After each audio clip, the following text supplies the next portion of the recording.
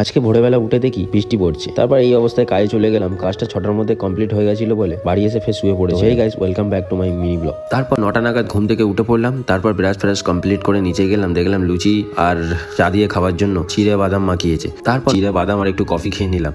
এটা খেয়ে আমি সোজা চলে গেলাম রান্নাঘরে গিয়ে কলা, আপেল, বিট আর চিয়া সিড দিয়ে একটা সুন্দর জুস বানিয়ে খেয়ে নিলাম। তারপর বেলার দিকে রুটি তরকারি খেয়ে আমি আর সাইড ভিডিও বানাতে চলে গেলাম। তারপর দেখলাম আমাদের গলির ভিতরে একটা মোটর ভ্যান ঢুকতে গিয়ে আটকে গেছে, কারণ গলিটা ছিল অনেক সরু। তারপর বন্ধুরা মিলে বেরিয়ে পড়লাম এমএলএ অদিতি মুন্সি আর দেবরাজদাকে ইনভাইট করার জন্য, কারণ 29শে ডিসেম্বর আমাদের একটা ক্রিকেট টুর্নামেন্ট খেলা আছে। এটা কমপ্লিট করার পর আবার লোকালে চলে গেলাম চাঁদাপত্র তুলতে। তারপর আগের দিন গাড়ির স্পিকারটা রিপেয়ারিং করে বাড়িতে রেখে দিয়েছিলাম, তাই সন্ধ্যেবেলা গিয়ে এটা ফিটিং করছি। এটা ফিটিং করতে করতে সভাপতির সাথে দেখা হয়ে গেল। এমনিও টায়ারে হাওয়া কম ছিল বলে আমি আর সভাপতি পেট্রোল পাম্পে চলে গেলাম টায়ারে হাওয়া দিতে। তারপর ওখান থেকে বাড়ি এসে জিমে চলে গেলাম। তো এই ছিল আজকের মিনি ব্লগ। ভিডিওটা যদি ভালো লাগে লাইক, কমেন্ট, শেয়ার করে